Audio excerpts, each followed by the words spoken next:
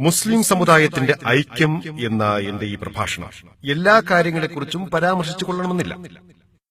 പ്രധാനപ്പെട്ടവ മാത്രമാണ് ചർച്ച ചെയ്യുന്നത്. മുസ്ലിം സമുദായത്തിലുള്ള ഭിന്നിപ്പിനുള്ള പ്രഥമ കാരണം നമുക്കിടയിലുള്ള വിവിധ വിഭാഗങ്ങളാണ്. കൂടാതെ മുസ്ലിം സമുദായത്തിലുള്ള വിവിധ തരത്തിലുള്ള ചിന്താധാരകൾ. നിങ്ങൾ ഇവയെ മദ്ഹബ് എന്നോ മസ്ലഹ് എന്നോ മുസല്ല എന്നൊക്കെ വിളിക്കും.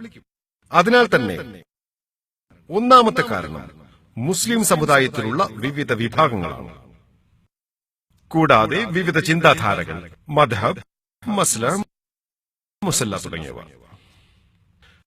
അല്ലാഹു ഉദ്ദേശിച്ചാൽ ഈ ഭാഗങ്ങൾ ഞാൻ കൈകാര്യം ചെയ്യാം. സമയമുണ്ടെങ്കിൽ മറ്റ് ചില കാര്യങ്ങൾ.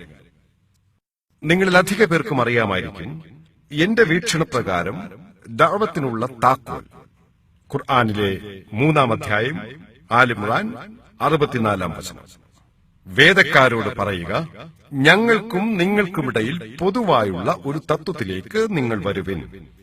ഏതാണ് ആ തത്വം? അല്ലാഹുവിനെയല്ലാതെ മറ്റാരെയും നാം ആരാധിക്കാതിരിക്കുക, അവനോടുകൂടെ മറ്റാരെയും പങ്കുചേർക്കരുത്. നമ്മളിൽ ചിലരെ അല്ലാഹുവിന് പുറമെ രക്ഷിതാക്കളാക്കാതിരിക്കുകയും ചെയ്യുക. എന്നിട്ടവർ പിന്തിരിഞ്ഞു കളയുന്ന പക്ഷം നിങ്ങൾ പറയുക, ഞങ്ങൾ മുസ്ലിങ്ങളാണ് എന്നതിന് നിങ്ങൾ സാക്ഷ്യം വഹിച്ചുകൊള്ളുക. പൊതുവായിട്ടുള്ള ഒരു തത്വത്തിലേക്ക് വരിക എന്ന ഈ ഖുർആൻ വചനം എന്റെ നിരവധി പ്രഭാഷണത്തിൽ ഞാൻ പ്രസ്താവിച്ചിട്ടുണ്ട്. ഇത് ജൂതന്മാരെയും ക്രിസ്ത്യാനികളെയുമാണ് സൂചിപ്പിക്കുന്നതെങ്കിലും പൊതുവെ ഏതൊരു വിഭാഗത്തിൽപ്പെട്ട അമുസ്ലിങ്ങളെക്കുറിച്ചും ഇത് സൂചിപ്പിക്കാവുന്നതാണ്. അത് ഹിന്ദുവോ ബുദ്ധനോ ജൈനനോ ആകട്ടെ, ഞങ്ങൾക്കും നിങ്ങൾക്കുമിടയിൽ പൊതുവായിട്ടുള്ള ഒരു തത്വത്തിലേക്ക് വരിക. എന്റെ വീക്ഷണപ്രകാരം മുസ്ലിം സമുദായത്തെക്കുറിച്ച് സൂചിപ്പിക്കാനും ഇത് ഉപയോഗിക്കാവുന്നതാണ്. മുസ്ലിങ്ങൾക്കിടയിൽ അഭിപ്രായ വ്യത്യാസങ്ങൾ ഉണ്ടാകുമ്പോൾ ചെയ്യാൻ പറ്റുന്ന ഏറ്റവും നല്ല കാര്യം ഞങ്ങൾക്കും നിങ്ങൾക്കുമിടയിൽ പൊതുവായുള്ള ഒരു തത്വത്തിലേക്ക് വരുവിൻ. വചനത്തിലെ ഈ ഭാഗം എന്റെ വീക്ഷണപ്രകാരം മുസ്ലിങ്ങൾക്കിടയിലും ഉപയോഗിക്കാവുന്നതാണ്. പരസ്പരം നന്നാക്കാനുള്ള ഏറ്റവും നല്ല രീതി കൂടിയാണത്. മുസ്ലിങ്ങളെ ശരിയാക്കാനും നേർപാതയിലേക്ക് കൊണ്ടുവരാനും. സാധാരണയായി ഇസ്ലാമിലെ ഏറ്റവും ആധികാരികമായ ഉറവിടം ഏതാണെന്ന് ഏതൊരു മുസ്ലിമിനോടും നിങ്ങൾ ചോദിച്ചാൽ, ഇസ്ലാമിലെ ഏറ്റവും ആധികാരികമായ ഉറവിടം ഏതാണെന്ന് ആർക്കെങ്കിലും പറയാമോ? ഖുർആൻ. മാഷാ അല്ലാഹ്. ഇതിനുത്തരം പറഞ്ഞത് നിങ്ങൾക്ക് അവാർഡ് ലഭിക്കില്ല. ലളിതമായ ചോദ്യം, ലളിതമായ ഉത്തരം, ആർക്കും വിയോജിപ്പില്ല. ഇസ്ലാം അനുസരിച്ച് ജീവിക്കാത്ത ഒരാളോട് ഇസ്ലാമിലെ ഏറ്റവും ആധികാരികമായ ഗ്രന്ഥം ഏതെന്ന് ചോദിച്ചാൽ ഉത്തരം ഖുർആൻ എന്നാകും. ഖുർആൻ. മാഷാ അല്ലാഹ്. രണ്ടാമത്തെ ചോദ്യം, ഖുർആൻ കഴിഞ്ഞാൽ പിന്നെ ഏറ്റവും ആധികാരികമായിട്ടുള്ളത് എന്ത്? ഹദീസ്. മാഷാ അല്ലാഹ്. രണ്ടഭിപ്രായമില്ല. ഹദീസ്, പ്രവാചകന്റെ വചനങ്ങൾ. ഇതിനെ സുന്നത്തെന്നോ ഹദീസെന്നോ നിങ്ങൾക്ക് പറയാം. രണ്ടഭിപ്രായമില്ല. എല്ലാവരും യോജിക്കുന്നു. ഏതു തരത്തിലുള്ള മുസ്ലിമും അംഗീകരിക്കുന്ന കാര്യമാണ്. ഒന്നാമത്തേത് ഖുർആൻ, രണ്ടാമത്തേത് ഹദീസ്. വിവിധ തരത്തിലുള്ള ഹദീസുകളുണ്ടെന്ന് നമ്മിൽ അധിക പേർക്കും അറിയാമായിരിക്കും. ചിലത് സ്വഹീഹായതാണ്, ആധികാരികമായത്. ചിലത് ലൈഫാണ്, ദുർബലമായതാണ്. ചിലത് മൗദൂആണ്, കെട്ടിച്ചമച്ചതാണ്. ഏത് തരത്തിലുള്ള ഹദീസുകളാണ് മുസ്ലിങ്ങൾ പിന്തുടരേണ്ടത്? സ്വഹീഹായവ. 3 ചോദ്യങ്ങൾ, ഉത്തരത്തിൽ അഭിപ്രായ വ്യത്യാസമില്ല. ഏത് തരത്തിലുള്ള മുസ്ലിമിനോട് ചോദിച്ചാൽ, അയാൾ ഏത് വിഭാഗത്തിൽപ്പെട്ടവനായാലും ഉത്തരം ഒന്ന്. ഒന്നാമത്തെ ആധികാരികത ഖുർആൻ, അള്ളാഹുവിന്റെ വചനങ്ങൾ. രണ്ടാമത്തെ ആധികാരികത പ്രവാചകന്റെ വചനങ്ങൾ, ഹദീസുകൾ. മൂന്നാമത്തേത് ഹദീസുകളിൽ പിന്തുടരേണ്ടത് സ്വഹീഹായവ മാത്രം. 2 വീക്ഷണങ്ങൾ ഒരിക്കലുമില്ല. ഞങ്ങൾക്കും നിങ്ങൾക്കുമിടയിലുള്ള പൊതു തത്വത്തിലേക്ക് വരുവിൻ. ഈ 3 ഉത്തരങ്ങളെ അടിസ്ഥാനപ്പെടുത്തി നമുക്ക് മുന്നോട്ട് പോകാം. പക്ഷേ നിങ്ങൾ ഏതാണെന്ന് ഒരു മുസ്ലിമിനോട് ചോദിച്ചാൽ, അല്ലെങ്കിൽ ഏത് ചിന്താധാരയിലാണ് നിങ്ങൾ എന്ന് ചോദിച്ചാൽ, അല്ലെങ്കിൽ ഏത് മദ്ഹബിലാണെന്ന് ചോദിച്ചാൽ, മിക്ക ഇന്ത്യക്കാരും എന്നോട് പറയും അവർ ഹനഫികളാണെന്നാണ്. ചിലർ ഷാഫികളാണെന്നും പറയും. ഇന്ത്യക്ക് പുറത്തുപോയി ഈ ചോദ്യം ചോദിച്ചാൽ ഷാഫിക്കും ഹനഫിക്കും പുറമെ ഹംബലി എന്ന മറുപടി കൂടി ലഭിക്കും. ചിലർ മാലിക്കികളാണെന്നും പറയും. പക്ഷെ ഇന്ത്യയിലെ ഭൂരിപക്ഷ മുസ്ലിങ്ങളും ഹനഫികളാണെന്ന് വിളിക്കുന്നവരാണ്. ചിലർ ഷാഫികളെന്നും വിളിക്കും. മറ്റു ചിലത് കൂടി ഉണ്ടെങ്കിലും ഇവ രണ്ടുമാണ് പ്രധാനപ്പെട്ടവ. എന്റെ അടുത്ത ചോദ്യം, സഹോദര, നിങ്ങൾ എന്തുകൊണ്ട് ഹനഫിയായി, എന്തുകൊണ്ട് ഷാഫിയായില്ല? സാധാരണ എനിക്ക് ലഭിക്കുന്ന മറുപടി, എന്റെ പിതാവ് ഹനഫിയാണ്, എന്റെ മാതാവ് ഹനഫിയാണ്, അതിനാൽ ഞാനും ഹനഫിയായി. നിങ്ങളുടെ പിതാവ് ഷാഫിയായാൽ നിങ്ങൾ എന്താകുമെന്ന് ഞാൻ ചോദിച്ചാൽ അയാൾ പറയും, എന്റെ പിതാവ് ഷാഫിയായാൽ ഞാനും ഷാഫിയാകും. ഉത്തരം ലളിതമാണ്. എന്നാൽ നിങ്ങളുടെ രക്ഷിതാക്കൾ അമുസ്ലിങ്ങളാണെങ്കിൽ നിങ്ങൾ എന്താകും? പിന്നെ ഒരു നീണ്ട മൗനം. നോക്കൂ, നിങ്ങൾ പറഞ്ഞു നിങ്ങളുടെ രക്ഷിതാക്കൾ ഹനഫികളായതുകൊണ്ടാണ് നിങ്ങൾ ഹനഫിയായത്. നിങ്ങളുടെ രക്ഷിതാക്കൾ ഷാഫികളായിരുന്നെങ്കിൽ നിങ്ങളും ഷാഫിയാകും. നിങ്ങളുടെ രക്ഷിതാക്കൾ അമുസ്ലിങ്ങളാണെങ്കിൽ നിങ്ങൾ എന്താകും? നീണ്ട മൗനം. ഞാൻ ചോദിച്ചു, സഹോദര, നിങ്ങൾ എന്തുകൊണ്ട് മറുപടി പറയുന്നില്ല? വളരെ പതിഞ്ഞ സ്വരത്തിൽ അയാൾ മറുപടി പറയും, ഞാൻ ഒരു അമുസ്ലിം ആകാം. വളരെ പതിഞ്ഞ സ്വരത്തിൽ അയാൾ മറുപടി പറയും, ശരി, ഇന്ന് നിങ്ങൾക്ക് 30-40 വയസ്സ് പ്രായമുണ്ട്, നിങ്ങളൊരു അമുസ്ലിമാണെന്ന മറുപടിയാണ് നിങ്ങൾ പറയുന്നത്. ഹിന്ദുവോ ക്രിസ്ത്യാനിയോ ജൂതനോ ജൈനനോ ആകട്ടെ, നിങ്ങൾ മറുപടി പറയുകയാണ്, എന്റെ പിതാവ് എന്റെ മാതാവ് അമുസ്ലിം ആയതുകൊണ്ട് ഞാനും അമുസ്ലിമായി, അതുകൊണ്ട് നിങ്ങൾക്ക് മാപ്പ് ലഭിക്കുമോ? നീണ്ട മൗനം. ഉത്തരമില്ല. അതെ എന്നാണ് നിങ്ങളുടെ മറുപടിയെങ്കിൽ ഇന്നുള്ള എല്ലാ മുസ്ലിങ്ങൾക്കും മാപ്പ് നൽകപ്പെടും. കാരണം അവരുടെ എല്ലാ മാതാപിതാക്കൾ അമുസ്ലിങ്ങളാണ്. കുറച്ച് ആലോചിച്ചതിനു ശേഷം അയാൾ പറയും, അള്ളാഹു എനിക്ക് ഹിദായത്ത് നൽകിയാൽ ഞാൻ മുസ്ലിമാകും. ശരി, അള്ളാഹു ഹിദായത്ത് നൽകിയാൽ നിങ്ങൾ മുസ്ലിമാകും. പക്ഷേ അള്ളാഹു ഖുർആനിൽ പറയുന്നു, സൂറ അൽ അൻകബൂത്ത് 29-ാം അധ്യായം 69-ാം സൂക്തം, അള്ളാഹുവിന്റെ മാർഗത്തിൽ നിങ്ങൾ പരിശ്രമിച്ചാൽ അള്ളാഹു നിങ്ങൾക്ക് വഴികൾ തുറന്നു തരും. അതിനുള്ള മാനദണ്ഡം നിങ്ങൾ പരിശ്രമിക്കുക എന്നതാണ്. പരിശ്രമിച്ചാൽ അള്ളാഹു നിങ്ങൾക്ക് ഹിദായത്ത് നൽകും. ഇത് അള്ളാഹുവിന്റെ വാഗ്ദാനമാണ്. നിങ്ങൾ പരിശ്രമിച്ചാൽ അള്ളാഹു നിങ്ങൾക്ക് വഴി തുറന്നു തരും. കഴിഞ്ഞ ഏതാനും ദിവസങ്ങളിൽ നാം അത് കണ്ടു. ധാരാളം അമുസ്ലിങ്ങൾ വന്നു പറഞ്ഞു, ഞാൻ അമുസ്ലിം കുടുംബത്തിലാണ് ജനിച്ചത്, എന്റെ തെറ്റുകൾ എന്തെല്ലാമാണ്. ഞാൻ പറഞ്ഞു, ഇസ്ലാം സ്വീകരിച്ചാൽ നിങ്ങളുടെ കഴിഞ്ഞ പാപങ്ങളെല്ലാം പൊറുക്കപ്പെടുമെന്ന് ഞാൻ തെളിയിച്ചു. നിങ്ങൾക്ക് അവസരമുണ്ട്. അങ്ങനെ ധാരാളം അമുസ്ലിങ്ങൾ ഇസ്ലാം സ്വീകരിച്ചു. അതിനാൽ മാനദണ്ഡം നിങ്ങൾ പരിശ്രമിക്കുക എന്നുള്ളതാണ്. സത്യം കണ്ടെത്താൻ പരിശ്രമിക്കണമെന്ന് നിങ്ങൾ അമുസ്ലിങ്ങളോട് പറയുന്നു. എന്നാൽ ഒരു അമുസ്ലിം വന്ന് നിങ്ങളോട് ചോദിക്കുകയാണ്, നിങ്ങൾ എങ്ങനെ മുസ്ലിമായി? നിങ്ങൾ പറയുക, എന്റെ മാതാപിതാക്കൾ മുസ്ലിങ്ങളായതുകൊണ്ട്. എന്നാൽ അയാൾ ചോദിക്കുകയാണ്, സത്യം കണ്ടെത്താൻ നിങ്ങൾ പരിശ്രമിച്ചോ? അതിനാൽ തന്നെ ഖുർആനും ഹദീസും പഠിക്കുക എന്നത് നിങ്ങളുടെ മേൽ നിർബന്ധമാണ്. പിന്നീട് ഞാൻ പറയുകയാണ്, നിങ്ങളുടെ മാതാപിതാക്കൾ ഹനഫിയോ ഷാഫിയോ ആകട്ടെ, മുസ്ലിങ്ങളിൽ ഉൾപ്പെടുന്നു. എന്റെ മാതാപിതാക്കൾ മുസ്ലിങ്ങളായി, അതിനാൽ നമ്മൾ മുസ്ലിങ്ങളായി. അള്ളാഹുവിന്റെ കാരുണ്യം, അൽഹംദുലില്ലാഹ്.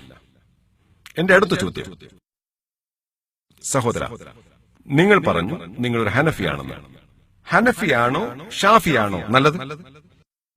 നിങ്ങളൊരു ഹനഫിയാണെന്ന്. ഹനഫിയാണോ ഷാഫിയാണോ നല്ലത്? ഇത്തരത്തിലുള്ള മിക്ക ആളുകളും പറയുന്നത് 4 വിഭാഗവും സത്യത്തിലാണെന്നാണ്. 4 ചിന്താധാരകളും സത്യമാണെന്നാണ്. ഇതാണ് പൊതുവെയുള്ള മറുപടി.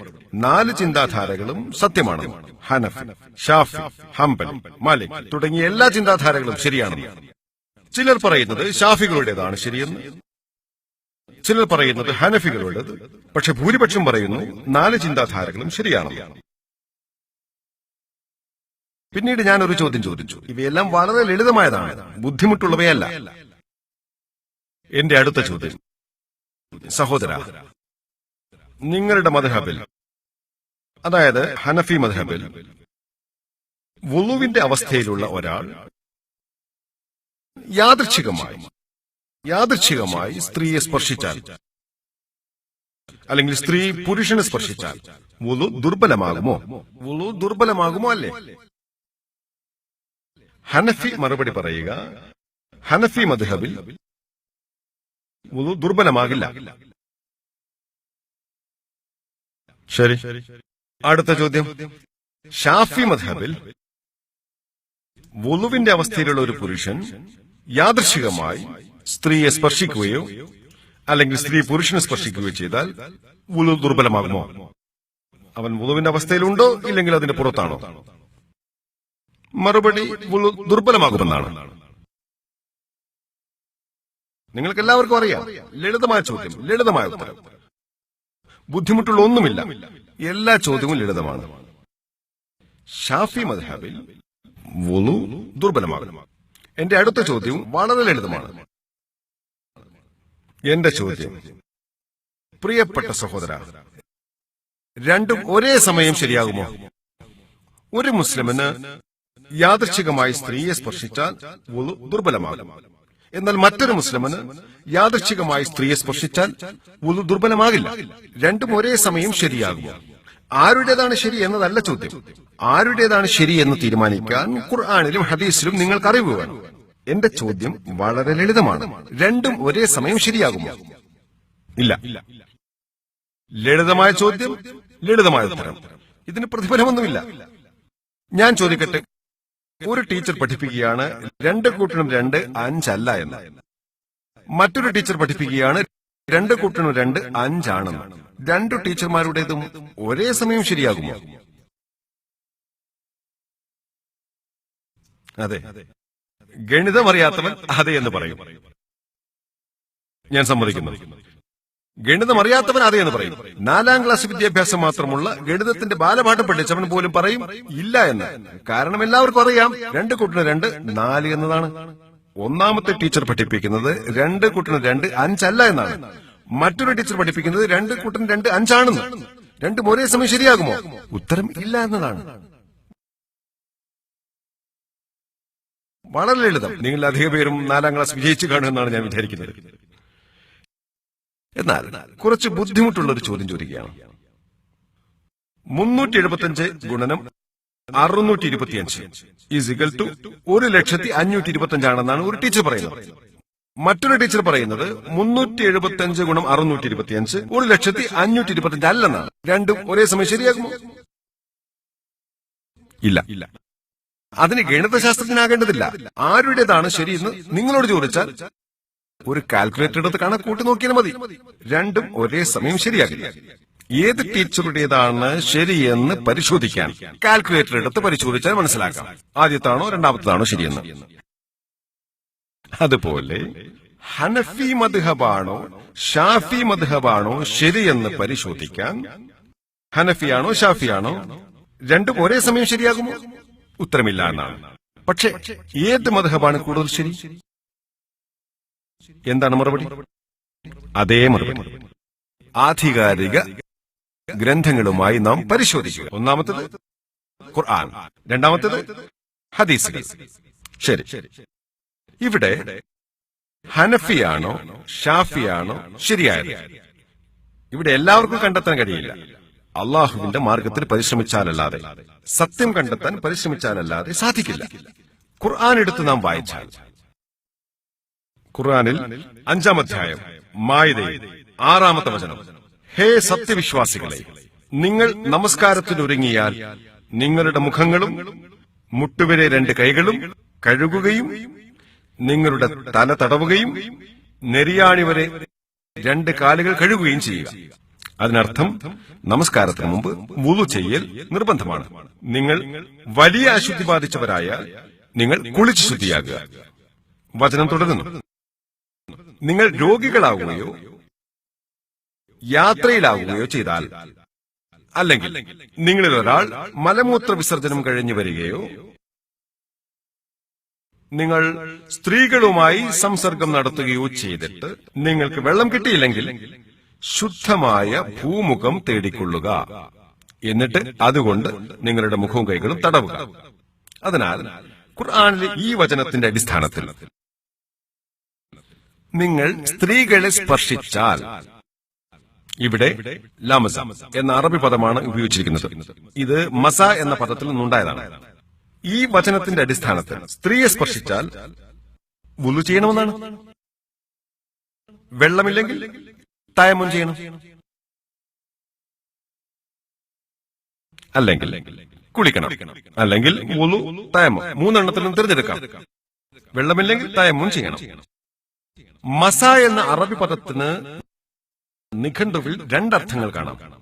നിഘണ്ടുവിൽ നോക്കിയാൽ മസ രണ്ടർത്ഥം. ഒന്ന് സ്പർശനം, രണ്ടാമത്തത് ലൈംഗിക ബന്ധം. അതിനാൽ ഈ രണ്ട് മഹാപണ്ഡിതർ, അവർ വലിയ പണ്ഡിതന്മാരാണ്. ഇമാം അബു ഹനീഫ, അള്ളാഹു അദ്ദേഹത്തിൽ കരുണ ചെയ്യട്ടെ, ലൈംഗികമായി സ്ത്രീകളുമായി ബന്ധപ്പെട്ടാൽ കുളിക്കണമെന്നർത്ഥമാണ് അദ്ദേഹം സ്വീകരിച്ചത്.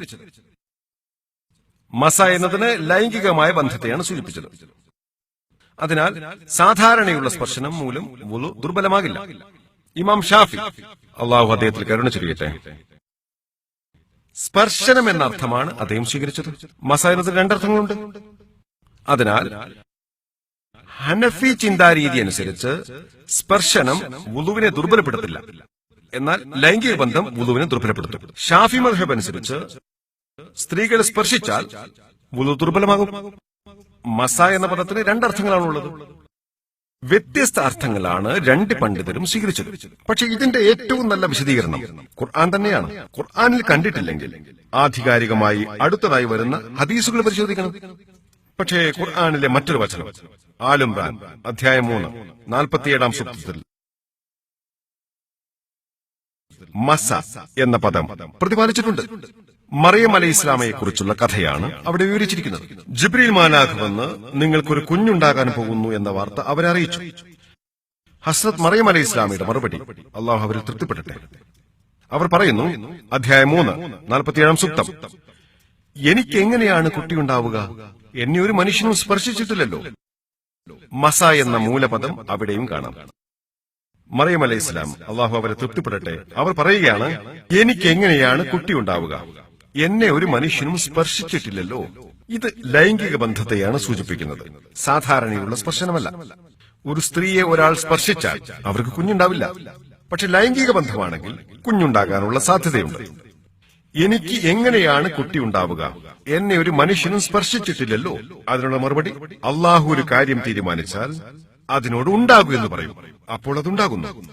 ഇവിടെ മസ എന്ന പദത്തിന് ലൈംഗിക ബന്ധമെന്നാണ്.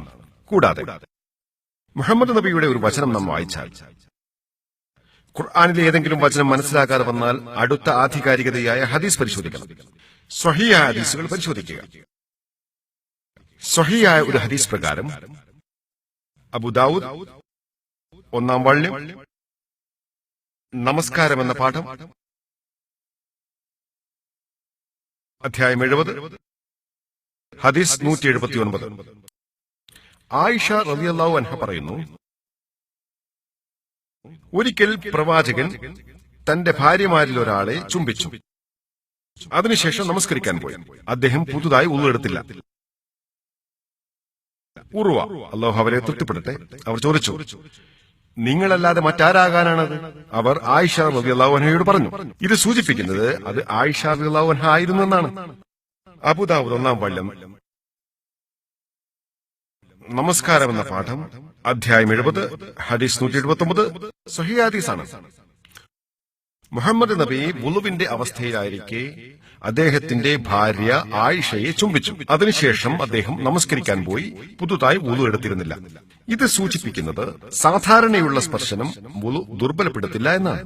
ഇനിയും നിരവധി സ്വഹീഹ് ഹദീസുകളുണ്ട്. ബുഖാരി അധ്യായം 1 വോള്യം 1 519 ഒരു ഹദീസ് പ്രകാരം ആയിഷ റളിയല്ലാഹു അൻഹ ഉദ്ധരിക്കുന്നു, പ്രവാചകൻ നമസ്കരിക്കുമ്പോൾ ഞാൻ അദ്ദേഹത്തിനും ഖിബലക്കും ഇടയിലായിരുന്നു. സുജൂദ് ചെയ്യുന്നതിന് മുൻപ് അദ്ദേഹം എന്റെ കാല് നീക്കി. ഇത് സൂചിപ്പിക്കുന്നത് നമസ്കാരത്തിൽ പ്രവാചകൻ ആയിഷയുടെ കാല് സ്പർശിച്ചു, തുടർന്ന് നമസ്കാരം തുടരുകയും ചെയ്യുന്നതാണ്. ഇത് സൂചിപ്പിക്കുന്നത് സാധാരണയുള്ള സ്പർശനം വുളു ദുർബലപ്പെടുത്തില്ല എന്നാണ്. സാധാരണയുള്ള സ്പർശനം വുളു ദുർബലപ്പെടുത്തില്ല എന്നതിനുള്ള നിരവധി ഹദീസുകളുണ്ട്. ബുഖാരി വോള്യം 1 519 ഒരു ഹദീസ് പ്രകാരം. ഇനി ഞാൻ ചോദിക്കുകയാണ്, ആരുടേതാണ് ശരി? ഇമാം അബൂ ഹനീഫയുടെ അഭിപ്രായമോ ഇമാം ഷാഫിയുടെ അഭിപ്രായമോ? ഇമാം അബൂ ഹനീഫയുടെ. കാരണം അദ്ദേഹത്തിന്റെ അഭിപ്രായങ്ങൾ ഖുർആനിനോടും ആധികാരികമായ പ്രവാചക വചനങ്ങളോടും യോജിക്കുന്നു. ചിലർ ചോദിക്കാം, നിങ്ങൾ പറയുന്നത് ഇമാം ഷാഫിക്ക് തെറ്റുപറ്റിയെന്നാണോ? ഞാൻ ഇമാം ഷാഫി ആദരിക്കുന്നു. അല്ലാഹു അദ്ദേഹത്തിന് കരുണ ചൊരിയട്ടെ. ഞാൻ അദ്ദേഹത്തെ ആദരിക്കുന്നു, ബഹുമാനിക്കുന്നു. പ്രവാചകൻ പറഞ്ഞു, ആരെങ്കിലും ഒരു വിഷയത്തിൽ പഠനം നടത്തിയതിനു ശേഷം ഒരു അഭിപ്രായം പറയുകയും അത് ശരിയാവുകയും ചെയ്താൽ അയാൾക്ക് 2 പ്രതിഫലം ലഭിക്കും. അഭിപ്രായം തെറ്റായാൽ 1 പ്രതിഫലവും. ഏതെങ്കിലും ഒരു പണ്ഡിതൻ ഒരു ഫത്വ നൽകും, അത് ശരിയായാൽ അയാൾക്ക് 2 പ്രതിഫലം ലഭിക്കും, തെറ്റായാൽ 1 പ്രതിഫലവും ലഭിക്കും. ഇമാം ഷാഫി ബുദ്ധിയില്ലാത്തവനായിരുന്നു എന്ന് ഞാൻ പറയുന്നില്ല. അദ്ദേഹം വളരെ ബുദ്ധിമാനായിരുന്നു. അദ്ദേഹത്തിന് വളരെയധികം അറിവുണ്ടായിരുന്നു. ഇമാം അബൂ ഹനീഫയുടെയും ഇമാം ഷാഫിയുടെയും കാലത്ത് എല്ലാ ഹദീസുകളും ക്രോഡീകരിച്ചിരുന്നില്ല എന്നത് നാം മനസ്സിലാക്കണം. ഹദീസുകളുടെ ക്രോഡീകരണം മുൻപ് തന്നെ തുടങ്ങിയിരുന്നെങ്കിലും പൂർണ്ണമായത് പിന്നീടാണ്. അതിനാൽ തന്നെ അബൂദാവൂദിന്റെ ഈ ഹദീസ് വാള്യം 1 അധ്യായം 70 ഹദീസ് 179, കൂടാതെ ബുഖാരി ഹദീസ് വോള്യം 1 519 ഇമാം ഷാഫിക്ക് ലഭിച്ചിരിക്കില്ല. ഈ ഹദീസ് അദ്ദേഹത്തിന് ലഭിക്കാത്തതിനാൽ ലൈംഗിക ബന്ധം, സ്പർശനം എന്നീ 2 അർത്ഥങ്ങളിൽ ഒന്ന് തെരഞ്ഞെടുക്കുക എന്നതായിരുന്നു അദ്ദേഹത്തിന്റെ മുമ്പിലുള്ള വഴി. അദ്ദേഹം സ്പർശനം തെരഞ്ഞെടുത്തു. അദ്ദേഹത്തിന് ബുദ്ധി കുറഞ്ഞതുകൊണ്ടല്ല, ചിലപ്പോൾ ഈ ഹദീസ് അദ്ദേഹത്തിന് ലഭിച്ചില്ലായിരിക്കാം. ഖുർആനിന്റെ അടിസ്ഥാനത്തിൽ 2 അർത്ഥങ്ങളുണ്ടായിരുന്നു. അതിലൊന്ന് അദ്ദേഹം തെരഞ്ഞെടുത്തു. ബോധപൂർവം അദ്ദേഹം തെറ്റുവരുത്തിയെന്ന് നാം പറയുന്നില്ല. ചിലപ്പോൾ ഈ ഹദീസ് അദ്ദേഹത്തിന് ലഭിച്ചില്ലായിരിക്കാം. ഇനി ഞാൻ മറ്റൊരു ഉദാഹരണം പറയാം. എന്റെ അടുത്ത ചോദ്യം, ഉറക്കെ ചൊല്ലുന്ന നമസ്കാരങ്ങളിൽ, അതായത് സുബഹ്, ഫജർ, മഗ്രിബ്, ഇഷ, ഇമാം ഫാത്തിഹ പൂർത്തിയാക്കിയാൽ ഇമാം അബൂ ഹനീഫയുടെ അഭിപ്രായത്തിൽ ഹനഫി മദ്ഹബ് അനുസരിച്ച് ഇമാം ഫാത്തിഹ പൂർത്തിയാക്കിയാൽ പിന്തുടരുന്നവർ ആമീൻ ഉച്ചത്തിൽ ചൊല്ലേണ്ടതില്ല എന്നാണ്. പക്ഷെ ഇമാം ഷാഫിയുടെ അഭിപ്രായത്തിൽ പിന്തുടരുന്നവർ ആമീൻ ഉച്ചത്തിൽ ചൊല്ലണമോ? അതെ, ചൊല്ലണം. എല്ലാവർക്കും അതറിയാം. ഹനഫി മദ്ഹബ് അനുസരിച്ച് സുബ്ഹ്, മഗ്രിബ്, ഇഷ നമസ്കാരങ്ങളിൽ ആമീൻ ഉച്ചത്തിൽ ചൊല്ലാൻ പാടില്ല. എന്നാൽ ഷാഫി മദ്ഹബ് അനുസരിച്ച് ആമീൻ ഉച്ചത്തിൽ ചൊല്ലണം. ആരുടേതാണ് ശരി? നിങ്ങൾക്കറിയില്ലെങ്കിൽ ഖുർആനും ഹദീസും എടുത്ത് പരിശോധിക്കണം.